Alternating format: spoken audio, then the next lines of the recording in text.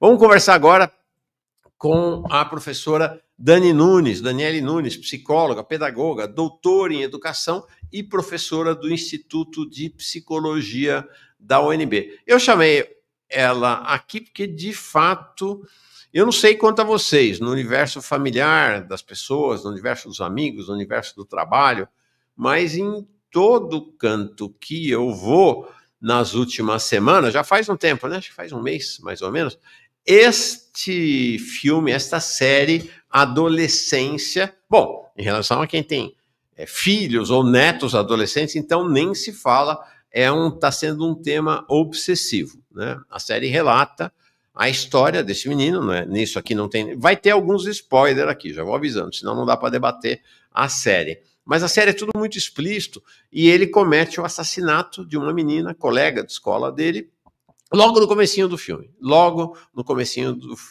O Mindcast diz pesada essa série, de fato, mas muito, muito relevante de fato. Tá? Então, esse menino que é o Jamie, se eu não estou enganado o nome do personagem. Professora Dani, oi, tudo bem? Olá, tá dando para me ouvir bem, Mauro? Tá super, tá dando sim. Bom, então te convidei porque, de fato, esse é um dos temas da vez, né? É claro que nossa prioridade aqui é o foco da política, é o foco na política, e na política, no combate mais da conjuntura, né? O Jones tem outro foco, que é a política mais olhada mais abrangentemente, mais profundamente, mais no médio e longo prazo, mas este filme tem tudo a ver, é um filme essencialmente político. Eu vi um texto interessante, um artigo dessa psicanalista Vera Iaconelli, lá na Folha, em que ela vai dizer que a série delimita 4 dimensões fundamentais do que se poderia chamar de sociabilidade contemporânea: o Estado, a escola, a família e o sujeito. Né? Quando ela fala Estado, na série, o Estado ali está basicamente representado pela delegacia, né? Pela delegacia de polícia que está presente ali o tempo todo. Você concorda com esse desenho dessas 4 dimensões? Bom dia a todos e todas que estão aqui nos ouvindo. Enfim, Mauro, vamos lá, né? Então, eu acho que a Vera contribui bastante, o texto dela é interessante. Eu só analiso a questão por uma outra perspectiva, não desconsiderando a dela, mas tentando somar esforços para a gente tentar entender essa complexidade, né? Uhum. Então, assim, o Estado, quando ela fala do Estado, ela está falando da força policial. Ocorre que a escola também é Estado, né? E na configuração do capitalismo neoliberal, essas 2 dimensões do Estado estão cada vez mais imbricadas. Então, assim, o que a gente vê hoje no Brasil, por exemplo, é o avanço das escolas militarizadas, né? Esse projeto não terminou, ele não foi extinto, né? Então, na série, o Estado, a força policial vai nos permitir, então, observar essa forma violenta que lhe é própria, né? Quer dizer, a primeira cena da série, né, já começa com uma invasão domiciliar muito violenta, que é a entrada da polícia na casa dos pais de Jamie, né? Achei muito curioso que a série se passa na Inglaterra. E lá também a polícia parece representar mesmo este lugar de repressão, de violência e opressão. E a escola, né? A escola também muito bem representada na série. O que ela nos revela? A gente vai vendo esses professores que vão atuando naquele espaço de uma maneira muito alarmista, emergencial, como se eles estivessem realmente apagando incêndio, eles berram com os alunos, coíbem comportamentos, e eles vão andando meio que de forma desesperada pela escola. Abre porta, fecha a porta, vai para um lado, vai para o outro. Em certo momento, o policial Luke, que inclusive é pai de um dos alunos da escola, diz: essa escola aqui mais parece um curral, né? A profissional que acompanha o policial durante a visita dele à escola também parece assim, completamente alheia à realidade comunitária que ela devia pertencer ou deveria estar familiarizada.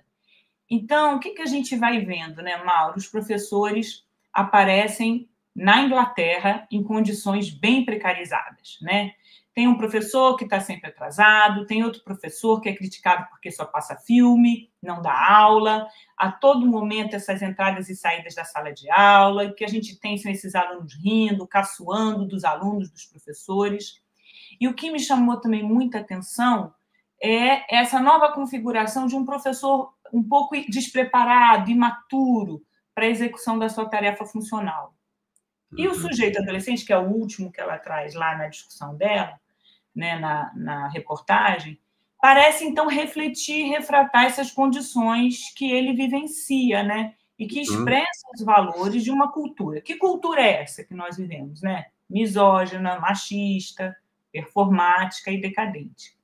Então, assim, o que acontece? O menino, então, tem pouco repertório afetivo, ele não consegue lidar bem com as suas frustrações cotidianas, que vive na escola e que perpassa e extrapola e emerge de uma forma muito fantasmagórica, assustadora, nesse sentido, nas redes sociais. E aí o bullying, você vai vendo ao longo da série, vai sendo transferido de um grupo para o outro, né? Então, assim, eu acho o roteiro muito bom e considero fundamental a gente entender essas diversas facetas, né? Do que está acontecendo com o desenvolvimento dos adolescentes na contemporaneidade ocidental, principalmente. O Lucas aqui, muito bom também o podcast Fio da Meada com a juíza Vanessa Cavalieri, que atua em uma vara da infância e juventude do Rio e fala muito sobre como é necessário proteger os jovens em ambientes virtuais. Nós vamos conversar sobre isso, viu, Dani? Está na minha agenda aqui. Eu ouvi, você ouviu também esse podcast dela? Ouvi, eu gosto muito dos comentários dela. Excelente. Eu falei com ela para ela vir aqui, e ela virá, tá? Só que ela estava embarcando para uma viagem para o exterior, para um congresso, e disse que na volta ela vem aqui para dialogar com a gente. Então, Dani, mas eu tenho visto várias análises por aí, muito fechadas sobre os personagens, né? E os dramas pessoais como um caminho de interpretação do que está rolando ali na série. Por exemplo, vi um psicólogo outro dia, psicólogo, inclusive, com um canal grande no YouTube, dele falando assim, não gostei da psicóloga, achei que a postura da psicóloga foi assim, assado, ela devia... Então, assim, totalmente fechada a análise dele na individualização de cada um dos personagens. É claro que eu não estou desconsiderando o aspecto pessoal, né, que existe, né, em tudo na vida. Mas você acha que essas análises muito fechadas, nessa caracterização mais individualista, nesse olhar fechado no personagem, são suficientes para a gente dar conta do que de fato está passando na frente dos nossos olhos na série? Então, Mauro, acho que a sua questão é super oportuna, né? Primeiro, para mim, tá? A grande questão é que mundo a gente está oferecendo a esses jovens e a esses adolescentes? E, para mim, é impossível responder essa questão. Eu acho que essa é a questão que norteia a série, sem a gente considerar as condições estruturais que moldam, que constituem, que configuram a vida dos adolescentes. A análise da série vai nos mostrar, na minha opinião, que não se trata de dramas individuais de cada personagem. Mas, na minha opinião, tá? Uma problemática muito mais ampla de uma sociedade atravessada pela precarização do trabalho, pelo isolamento subjetivo e pela lógica neoliberal da hipercompetitividade. O que a gente tem, então?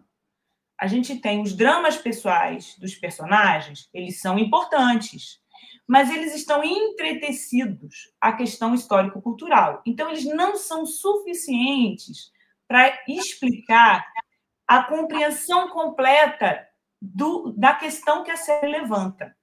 Se a gente fica apenas na leitura subjetivada, focando na psicologia dos personagens, sem considerar essas condições materiais e históricas, a gente corre o risco de uma análise muito reducionista, né? Que é uma análise que prepondera.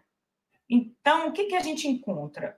A gente encontra na série um esgotamento psicológico dos pais, dos professores e até dos próprios adolescentes, que não pode ser, ao meu ver, separado do sistema econômico que a gente vive, que produz e reproduz essas formas de relação. Então, a alienação do trabalho, a fragmentação dos laços sociais e a mercantilização das relações humanas, que hoje são muito evidentes, são elementos que explicam muito do que assistimos na série. É como se todos estivéssemos, assim, né, falando de uma maneira mais acadêmica, servis, né, como Spinoza, né, o filósofo Spinoza falaria, afetados por essas paixões tristes, né? O que é isso? A verdade é que a gente não consegue sair desse aprisionamento patológico, que não é somente meu, seu, do Jamie, da psicóloga, né? Que diz respeito à precariedade dos encontros afetivos que estamos vivendo hoje. Esses encontros afetivos, eles deveriam ser o quê? Transformadores, emancipadores, que nos posicionassem sempre para esse devir potencial da vida e na vida. Uhum. Isso é contrário à lógica do neoliberalismo, né? Por quê? Demanda tempo, demanda cuidado, demanda trocas, aprendizagem, escuta atenta. Então, na minha opinião, mais do que apenas entender os sintomas, os desvios, os problemas psi, o desafio é pensar nas alternativas. Por exemplo, como a gente resgata a educação como espaço de formação real? Como que a gente garante que o trabalho não seja apenas sobrevivência? Como a gente criar um meio onde adolescentes possam se desenvolver sem que a exaustão dos adultos e a lógica da produtividade extrema e da performance os impeçam de serem escutados? Essas são questões que atravessam a série e que, para mim, deveriam guiar um debate mais profundo sobre a relação adolescência, juventude e sociedade. A série traz algo que é do nosso cotidiano aqui no Brasil, que eu imagino que, praticamente, pelo menos no Ocidente, é algo que é absolutamente comum a todo mundo, que são 2 espaços de sociabilidade adolescente que são desconhecidos pelos pais, que é o espaço da escola e que é o espaço das redes. Acho que, inclusive, há uma certa tendência hoje de dizer que o espaço desconhecido é o das redes. Mas não, o da escola também é desconhecido, né, Dani? Exatamente, né? Quer dizer, esses espaços, as redes sociais, a escola, vão revelando um abismo geracional e social que vai, então, impactando, né, a relação entre pais e adolescentes, entre adultos e adolescentes. Mas aí temos um outro ponto, né? O abismo geracional também não é só uma questão de idade. Então, vamos olhar um pouco as condições de vida na década de 70 e as condições de vida que temos hoje. A geração não é somente uma questão de hábitos, cultura e de acesso a não a maior ou menor tecnologia. A geração é necessariamente uma questão de condição de vida. Então, o que nós temos hoje? As redes sociais, né, elas não são apenas ferramentas de comunicação, e isso é novo. Elas são ambientes estruturantes das subjetividades dos jovens. Para muitos pais, por exemplo, esse espaço é um mistério, porque funciona com uma lógica própria que os pais não entendem muito bem, dos algoritmos que definem o que aparece na tela, que vão validando certos comportamentos e perfis e vão criando essas bolhas de convivência. Então, assim, enquanto os pais cresceram em uma era de interações majoritariamente presenciais, os filhos estão imersos na cultura digital, onde a visibilidade e a performance, então, vão tomando centralidade na vida desses sujeitos. E isso, esses 2 mundos, vão produzindo tensões, né? O que os pais veem? Os pais enxergam esse espaço como alienante ou uma exposição excessiva, né? E para os jovens, esse espaço é um meio essencial de pertencimento. Então, olha que interessante. Aqui eu acho que é super importante a gente pensar. A escola, que deveria ser um espaço de aprendizado e crescimento e de debate dessas questões, vai muitas vezes se tornando um ambiente de repressão e contenção. Então, não tem como dar certo. Professores exaustos, currículos desatualizados, falta de diálogo entre escola e família. Isso tudo faz com que essa situação se torne incompreensível para todos. e desinteressante para os alunos. Então, olha o que a gente está oferecendo a esses jovens. Em vez de um lugar de mediação entre gerações e construção coletiva do conhecimento, a escola vai se aproximando mais de um depósito de jovens. O curral, né? Que o policial fala. Exatamente. Então, como que a gente rompe isso? Né? Como a gente vai romper com essa barreira? Quais são as possibilidades? Né? Primeiro, a gente tem que lembrar, né, que a escola, como bem já apresentou Foucault na década de 70, não pode ser marcada pela punição e pela vigilância. Escola não é quartel, né? A gente já viu que isso não dá certo. A escola exige um esforço de compreensão e participação mediado pela produção de conhecimento. Então, os meninos estão na escola para estudar, para aprender. Né? O trabalho dos adolescentes e dos jovens é o estudo. E aqui é a categoria do trabalho ontologicamente representada. Né? Essa é a ideia de se envolver com o conhecimento que a gente acumulou como humanidade historicamente. Um conhecimento vivo, impactante, né? Não pode ser letra morta. Né? Então, é importante, então, nesse conjunto todo, que pais, professores, filhos, né, que eles possam, de uma certa maneira, se envolver nesse processo. E não é com reunião de vez em quando, esporádica, que a gente vai dar conta dessa complexidade. Sim. Mas aí, Dani, é um aspecto interessante que é assim, você vai ter um ambiente familiar ou fortemente repressor ou de abandono. E não é abandono porque o pai e a mãe é ruim, é mal. O cara tá lá na jornada 6x1, trabalha 10 horas por dia, a mãe também. Então, não é um espaço de convivência ou então um espaço de grande repressão.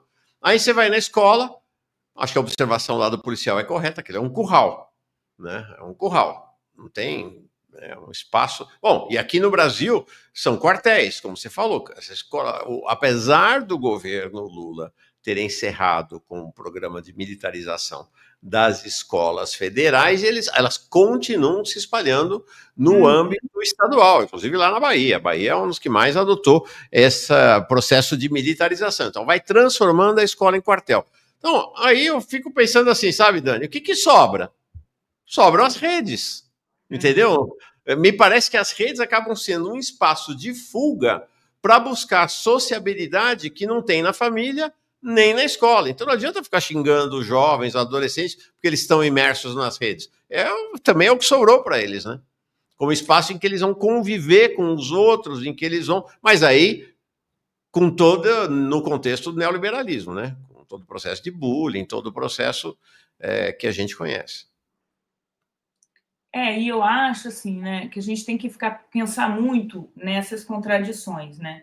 Porque você tem uma rotina exaustiva dos pais, você tem essas jornadas de trabalho, e essa ideia de sobrevivência se impõe ao afeto qualificado. Esse é o ponto do abandono, né? Então, assim, você tem esse afeto que não se fortalece. E a casa vai se tornando um lugar de passagem, não de convivência. Né? Então, quando o tempo e a energia se esgotam, o contato real entre pais e filhos se enfraquece. Né? E aí, quem é que vai mediar? Foi como você disse, quem vai mediar? A rede social é a alternativa. Né? São os celulares, os tablets, que vão criando esse espaço de refúgio. E vai, então, se construindo uma barreira invisível entre os meninos e as meninas e seus pais. Né? E a escola. Exatamente. E aí, o que a gente tem nesse muro? Né? Você vai consolidando nesses espaços de rede, nessa lógica cultural que domina nessas configurações, a cultura do desempenho, da hipercompetitividade, da performance, né? Então, assim, é como se... Espaço de convivialidade, as redes, mas profundamente pautada pela agenda neoliberal e não pela agenda da confiabilidade, da convivência horizontalizada, dinâmica. Não, tem uma agenda ali dada para... É um quartel sem as paredes também, né, Dani? Exatamente. E aí, assim, você tem pais e filhos vivendo realidades absolutamente paralelas, mas todas configuradas por uma estrutura ideológica, cultural, neoliberal. Como é que a gente poderia pensar em romper essas barreiras, Dani? Então, assim, acho que não tem uma receita, né? Eu acho que a grande questão aqui é a gente pensar, por exemplo, na ideia de que nós não estamos condenados a viver isso, né?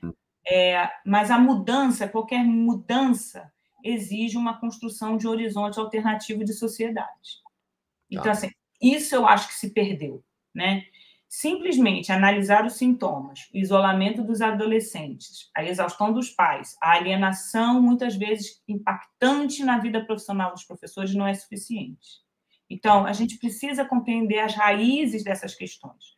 A superexploração do trabalho, a mercantilização da vida, problematizar essas questões com os adolescentes. No Brasil, por exemplo, que perspectiva eles têm de vida, né? Se não houver uma transformação mais ampla, a gente vai seguir presa a esse diagnóstico sem uma solução real.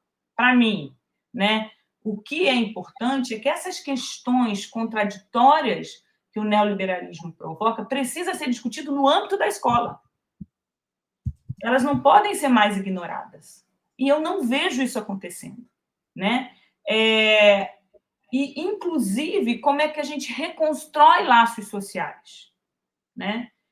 O fato é que a gente vai observando, né, que esse horizonte de uma sociedade alternativa não se apresenta hoje no discurso nem da esquerda progressista.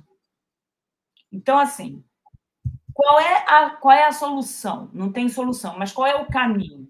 É apontar para a construção de uma sociedade revolucionária. É isso.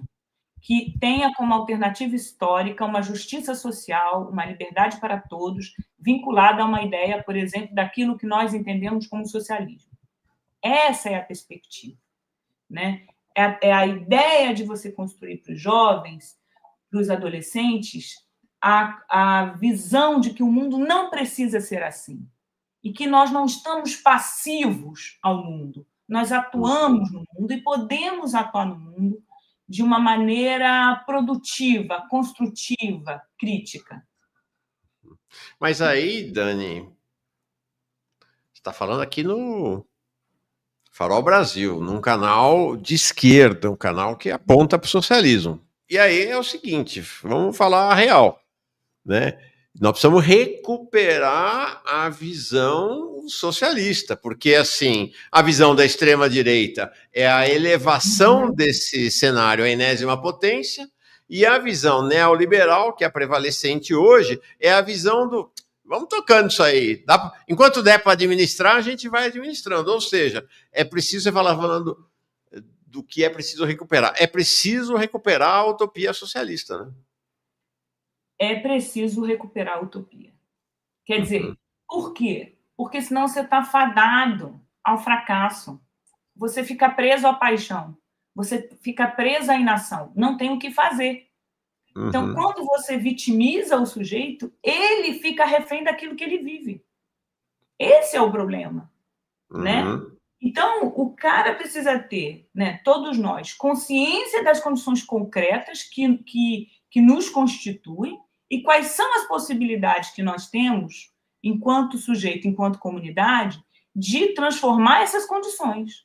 Se não te apresenta, ou se você não conhece, ou se você, pelo menos, não critique, não discute as condições que nós temos e possibilidades alternativas de superá-la, como que esse sujeito vai conseguir pensar fora dessas condições aprisionadas que a própria rede, que a própria sociedade lhe impõe? Não tem como.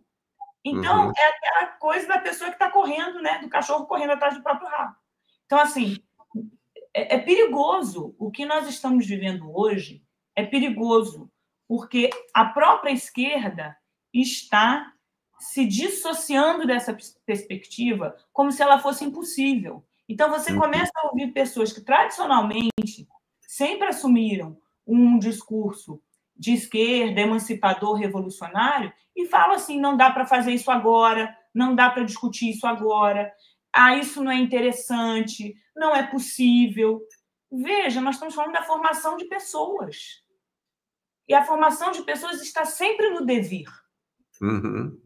Se o devir não está orientado para algo de transformação, bom, a gente desiste. E é isso que eu acho que os professores sentem, né?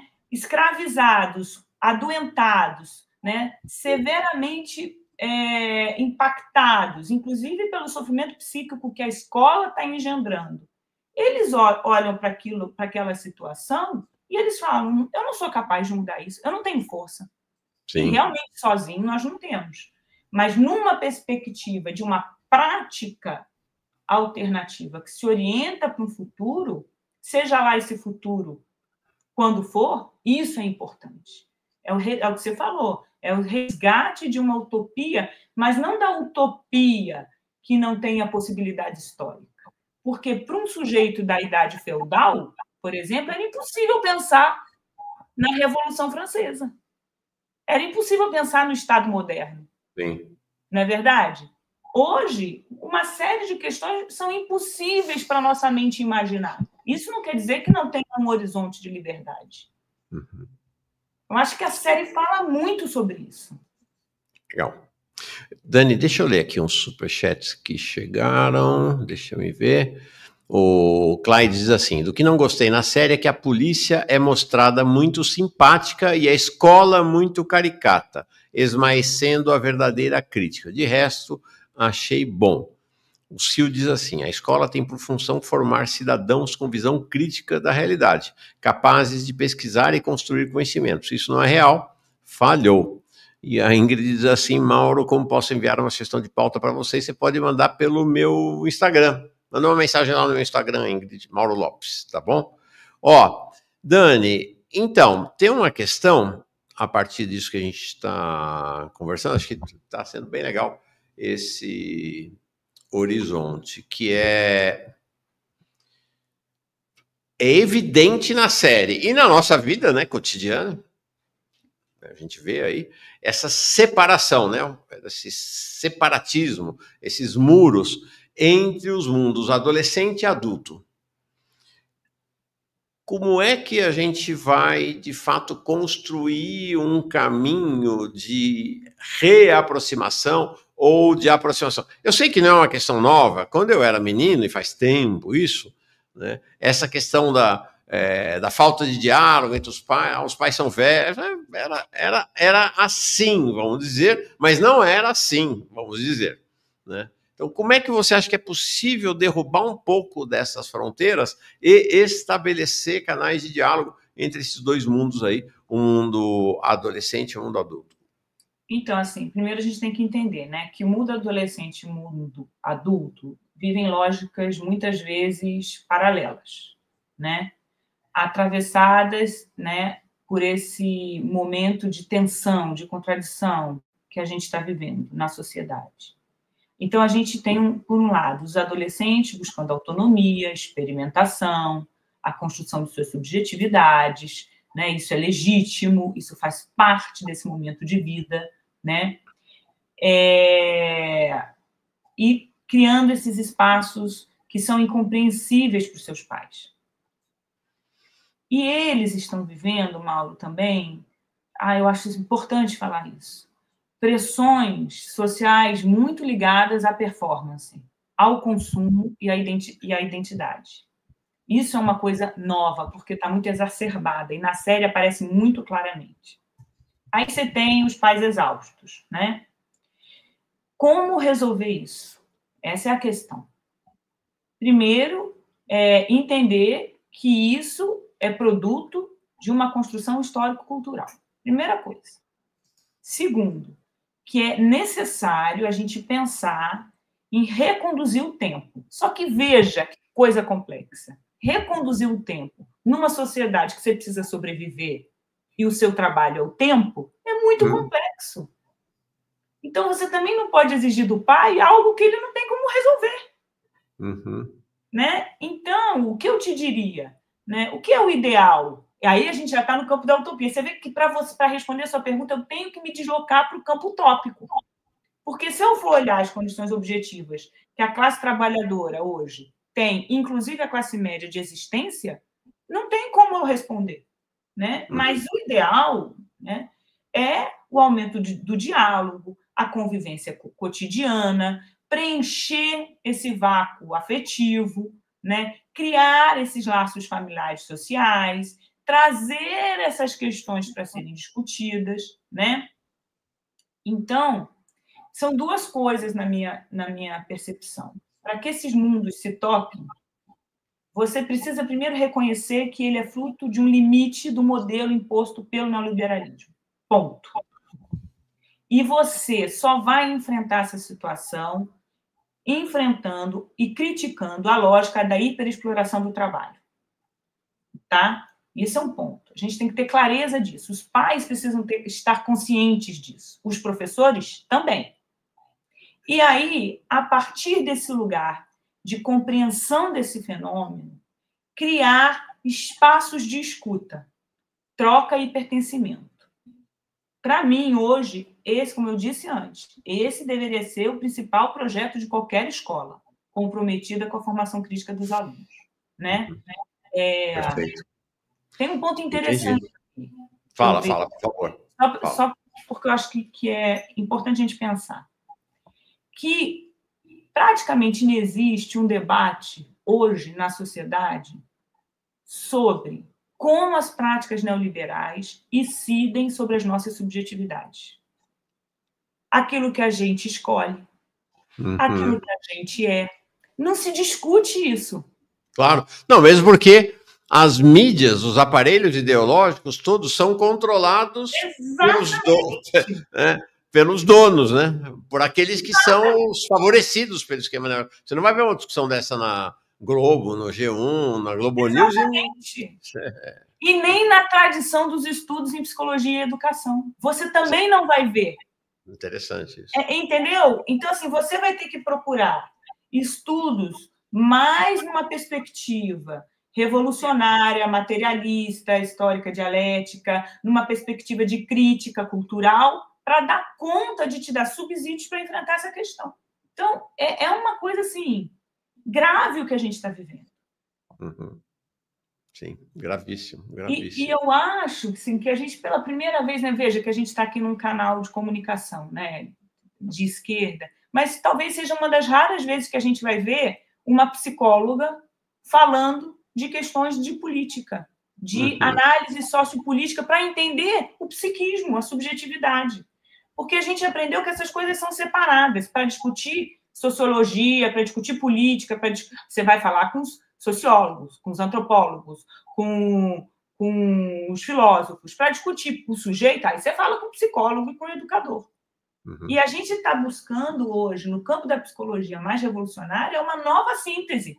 Não dá para separar o sujeito da sociedade. Não dá para separar. Essa cisão cartesiana, ela não faz mais sentido, ela não é mais um modelo epistemológico razoável para o que a gente está enfrentando.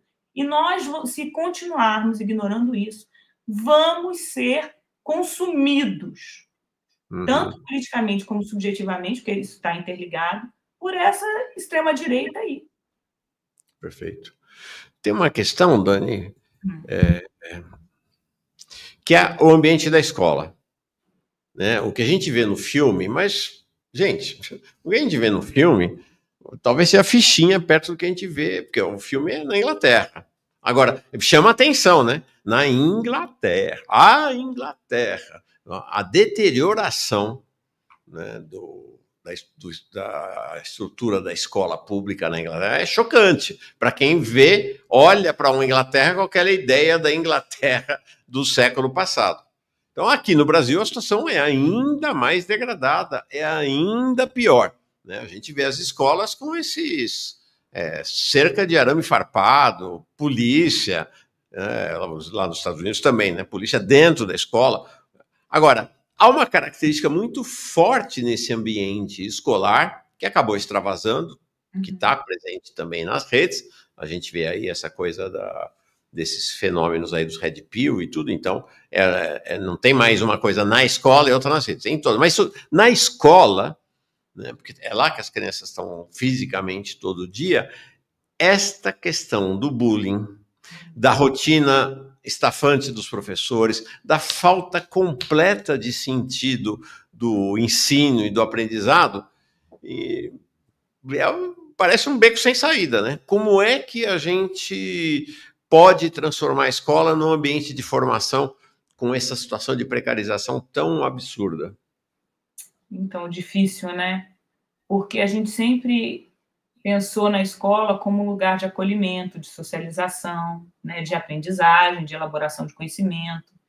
E muitas vezes ela está sendo o quê? Palco de exclusão, humilhação, agressividade. Mas por quê? Porque a escola, e isso os estudiosos da educação, os sociólogos da educação da década de 80 já falavam isso.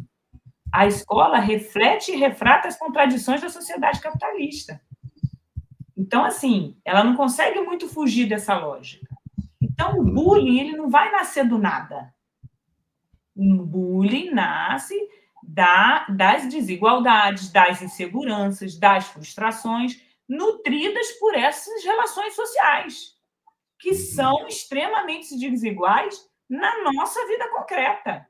Então, assim, quando os professores, os gestores não têm suporte adequado, a escola vai se tornando esse espaço de repressão, porque como é que você vai controlar aquilo?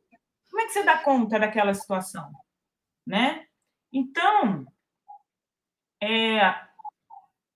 a gente vai vendo que esse ensino vai sendo um objeto de consumo. Ele perde o seu caráter formativo. Percebe? E aí, como ele é um objeto a ser consumido, ele vai se abstraindo do seu sentido, do seu significado. E isso produz maior alienação, tanto para os alunos, mas também para os professores, que se tornam apenas executores de um sistema burocrático. Eu fiz uma pesquisa recentemente sobre o trabalho realizado por professores que atuam com o público-alvo da educação especial na inclusão. Foram entrevistas longas, 8 professores. Essa pesquisa, inclusive, é financiada pelo CNPq. Essa pesquisa revela o quê, Mauro? Sabe o que os professores nos relatam? Todos. 1, o sofrimento psíquico que eles atravessaram durante a pandemia. E depois, porque encontraram alunos completamente inadaptados, com dificuldade de adaptação ao espaço escolar, claro, ficaram trancafiados, né? E segundo, uma exigência burocrática tão adoecedora que eles não sabiam mais o que fazer, se eles respondiam às demandas da burocracia ou se eles davam e preparavam aula. Entende? Então, o que a gente está vivendo hoje é um sistema em profunda decadência, em declínio. Então, assim, o que eu acho, né, é que, para mim, hoje, pensando do ponto de vista bem objetivo e imediato, a resposta está numa orientação da educação cada vez voltada para a exploração da experiência estética e artística, porque é onde a gente consegue formar novas sensibilidades, e sensibilidades críticas e sensivelmente éticas, sensivelmente vinculadas ao outro, e restaurar laços sociais. E também criar na escola espaços cada vez mais fortalecidos de produção de conhecimento científico e tecnológico. Isso tem que acontecer dentro da escola, não é fora da escola. Não é no programa de trainee com Bradesco. Percebe? Não é dentro, não é com amigos da escola. A escola precisa reformular, precisa estar viva. E o que traz vivacidade à escola é conhecimento, experiências estéticas, são experiências tecnológicas, né, que a gente hoje não vê. Você veja hoje quais são as escolas que têm laboratório de ciência. Sim. Gente, nós estamos no século XXI. As escolas não têm laboratório de ciência. As aulas de artes diminuíram no currículo. As aulas de filosofia e sociologia saíram. Então, veja, você olhando, eu como educadora, como psicóloga, quando eu olho, eu vou te dizer, Mauro, eu trabalho há 30 anos com educação. Eu me assusto. Eu me assusto e eu temo, porque eu tenho filhos, vou ter netos, e eu temo por esse cenário meio de pavor, sabe? Então, assim, complicado, viu, meu amigo? Complicado. O desafio que você está trazendo, então, seria do ponto de vista dos professores, mais uma tarefa para eles, coitados dos professores. Pois é. É uma requalificação do movimento dos professores que vá além das condições de trabalho e salariais, mas que os professores tenham protagonismo em um projeto transformador da escola. A mesma coisa para os pais. Não adianta só ir em reunião a cada bimestre, a cada trimestre, para saber se o filho assim, a classe assim, assado. Os pais teriam que se envolver também nesse processo de requalificação ou de redesignação da escola, né? E, de certa maneira, os alunos também, né? Então, porque me parece que do Estado comandado por uma visão neoliberal de governo ou de extrema-direita, né? Hoje é uma visão neoliberal, e a partir de 2026 será mantida a visão neoliberal, aparentemente, ou vai ser trocada por uma visão de extrema-direita, zero chance, né? Eu acho, assim, zero chances. Não tem como. E eu não vejo alternativa. E a alternativa é por dentro, não é por fora. É pelo fortalecimento das práticas sindicais, pelo fortalecimento dos laços sociais, pelo fortalecimento das práticas comunitárias, né? E isso gerando uma pressão para as políticas. Não vai ser o contrário, né? Essa ideia reformista da gente achar que tudo vai ser negociado não vai dar certo, né? Precisa nascer, né, entre aspas, de dentro e ir ganhando pressão, ganhando visibilidade para produzir mudanças nas políticas. Perfeito. Tem uma personagem na série que tem sido muito comentada, ou inclusive psicólogo, como eu falei, vi aquele vídeo de um psicólogo condenando, dizendo que detestou ela e tal, que é a da psicóloga, né? Então, sem querer individualizar, porque nós não fizemos isso com ninguém, né? Não falamos do pai, não falamos do menino, não falamos do policial, mas aí tem a ver com o teu fazer, né? Que é a psicologia. Que avaliação você faz do papel dela ali na série, dessa personagem? Primeiro que essa coisa de avaliação é difícil, mas assim, o que eu penso assim, a partir de um episódio, né? Um episódio dedicado, que eu acho fantástico, né? A atuação dela. Então, eu acho que ela assume uma posição de terapeuta que quer estabelecer um laço social com o menino. Ela está nessa tentativa, ela quer criar o vínculo, ela sabe que isso é fundamental para o trabalho dela. Mas ela vai se assustando com ele, né? Você vai percebendo que as ferramentas tradicionais da psicologia para criar o laço social e para instaurar o discurso não vão sendo suficientes. Não dão conta de compreender a dimensão do sofrimento e da alienação vivida pelo menino.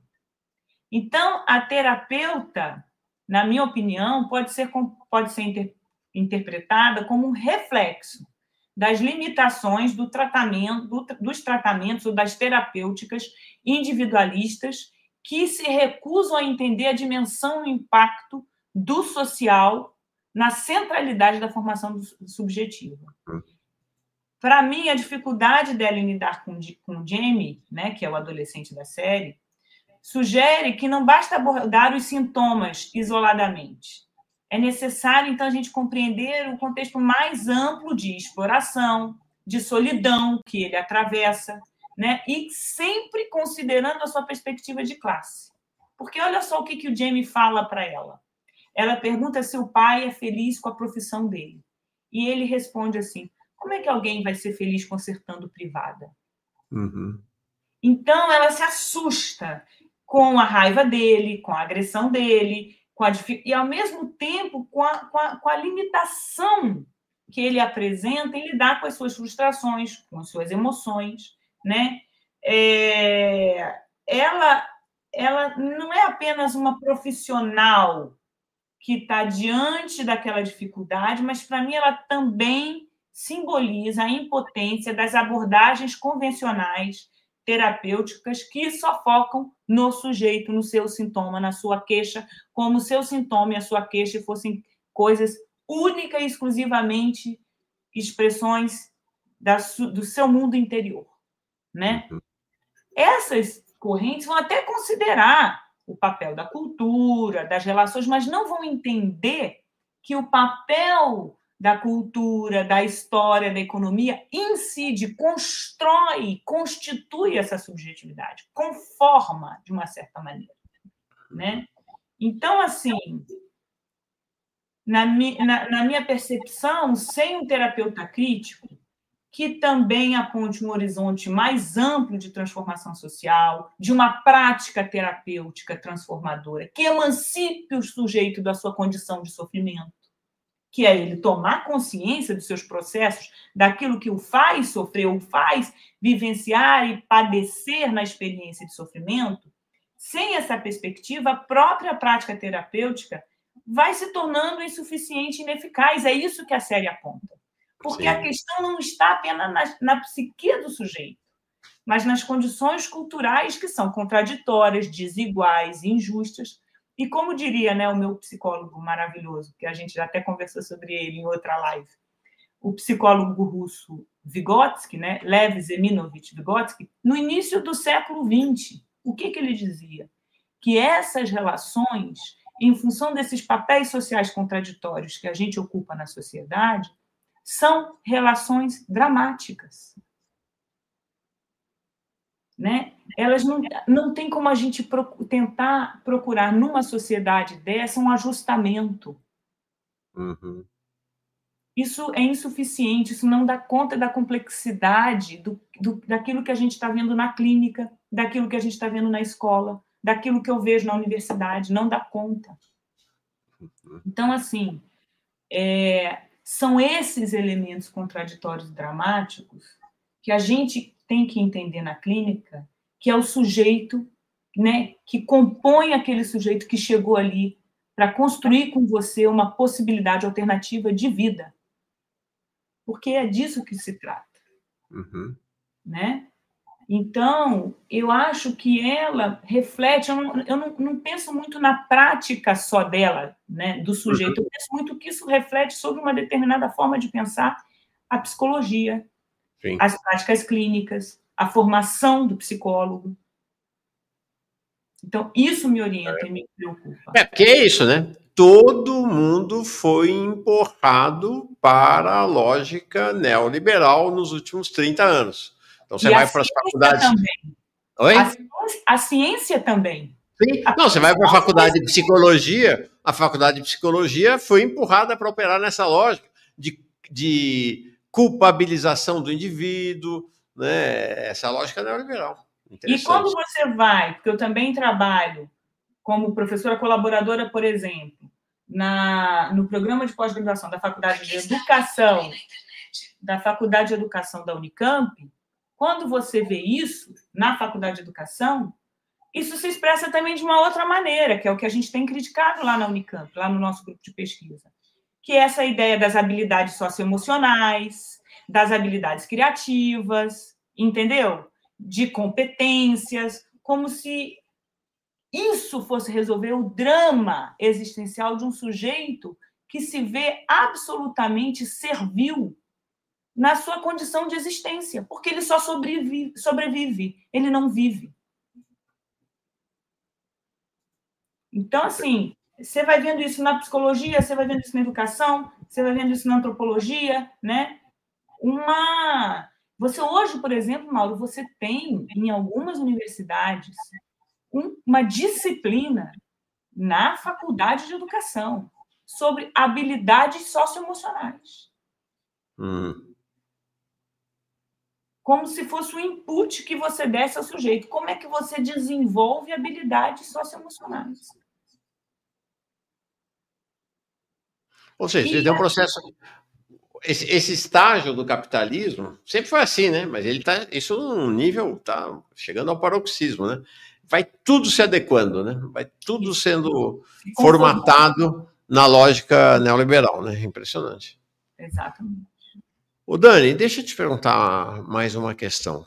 Não vou deixar você embora sem falar desse tema, que é um tema que está presente na série, evidentemente, está presente aqui no Brasil, com a recente proibição do uso do celular no ambiente escolar, e está presente, por exemplo, lá na Austrália, que além da proibição no ambiente escolar, na Austrália radicalizaram ainda mais e estão proibindo o acesso de jovens de 16 anos para baixo às próprias plataformas, né? As plataformas, as redes sociais. Como é que você vê essas decisões? Vou encaixar uma também, tá? Que sugestão você dá para os pais, né, em relação a isso? Deve proibir? Deve restringir? Deve controlar? Deve olhar? Como é que você vê esse caminho aí para esse universo tão apavorante das redes sociais? Tá, então, sobre a questão da Austrália, eu acho assim, a proibição pode parecer, assim, uma solução imediata, tá certo? Para a gente resolver o problema. Mas, para mim, ela não resolve a questão, né? Por quê? Porque o contexto social que nós vivemos torna as redes um espaço central na vida dos adolescentes. Então, você proibir naquele espaço de tempo não vai resolver a questão. Então, apenas restringir não ataca as causas mais profundas do uso consciente da rede, né? Consciente e crítico.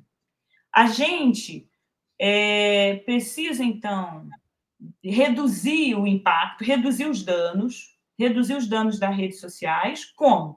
Colocando isso para discutir com os meninos em casa, nas escolas, né? E criando uma possibilidade de gerenciamento das redes um pouco mais consciente. E isso você não faz se você não estiver próximo do cara. Você tem que estar junto com ele. E aí, chegando à sua segunda pergunta, os pais têm que saber, têm que observar, têm que acompanhar, principalmente dependendo da idade, né? Os meninos de 11, 10 anos são muito mais vulneráveis. Eles têm que ensinar, ficar ligado, explicar, olha, isso aqui você tem que ter cuidado, essa foto você não pode mandar, esse tipo de conversa você não pode ter no Instagram, até que o menino vá formando uma consciência, né? E vá podendo usar aquela ferramenta de uma forma um pouco mais madura. É um pouco, Mauro, o que acontece com a bebida. Né? Menino de 10, 9 anos pode beber? Não, não pode. Né? Você pode deixar o seu filho com o celular solto até de madrugada, sem supervisão? Não pode, não é saudável e não deve. E o seu papel de pai tem que coibir essa ação. Agora, o menino chegou com 17, com 18 anos, né? Principalmente com 18, quando, por exemplo, ele já pode começar a beber. O que os pais fazem, os pais conscientes, maduros? Né? Ensinam, mostram como é que deve ser feito. Alguns dizem, olha, que a tendência maior atualmente, isso não é legal para a sua saúde. Criam novas relações do menino com a saúde, para ele ver, bom, isso não é bom para mim, para ele fazer opções, né? Que foi o que aconteceu com o cigarro. Lembra que na nossa geração muita gente fumava? Sim. Hoje já ninguém fuma. Por quê? Porque você teve um processo de conscientização sobre o impacto do tabaco e da nicotina no seu organismo. Então, isso perpassou gerações. E hoje os meninos, né, tem a história do vape, que é uma outra discussão, mas, enfim, a minha geração já foi muito afetada por isso. Quase nenhum dos meus amigos fumam. Né? Então, você tem um processo de uma consciência social que vai sendo engendrada ao longo das décadas, e isso também vai acontecendo dentro de casa. Né? Então, eu acho que a resposta à sua questão é: a esquerda nunca foi a favor de proibições. A gente sempre foi a favor da liberdade. E a liberdade só que se constrói com consciência política, sobre qualquer assunto. Uhum. A rede social é um deles. Legal. Né? Então, eu terminaria aí essa minha fala. E termino aqui com um comentário do André Silva. Ele diz assim: num cenário neoliberal, a família cansada joga o aluno em cima do professor, também precarizado. Que o que eu vejo também é que o professor também joga de volta para a família, né? Fica aí. Seja na Inglaterra ou aqui no Marte. É um caos. O André tem razão, é um caos. E é um caos que produz sofrimento para todo mundo, porque os pais também estão sofrendo. É isso aí. Dani Nunes, então, professora da UNB, Universidade de Brasília, psicóloga, educadora, alegria grande na sua presença aqui, foi fantástico, viu? Todo mundo gostou demais aqui da tua presença para falar dessa série e desses temas tão cruciais no mundo de hoje. E, com uma perspectiva marxista, comunista. É diferente, você não vai ver por aí não, vai ver por aí não. Eu vou seguir, Dani, agora com o camarada Glauber Braga, está aqui para receber nosso apoio, tá bom? Vai ser muito boa a continuidade de conversa. Até a próxima vez, Dani. Obrigado de novo. Um abração para todo mundo. Beijo para você, Mauro. Tchau, pessoal. Tchau.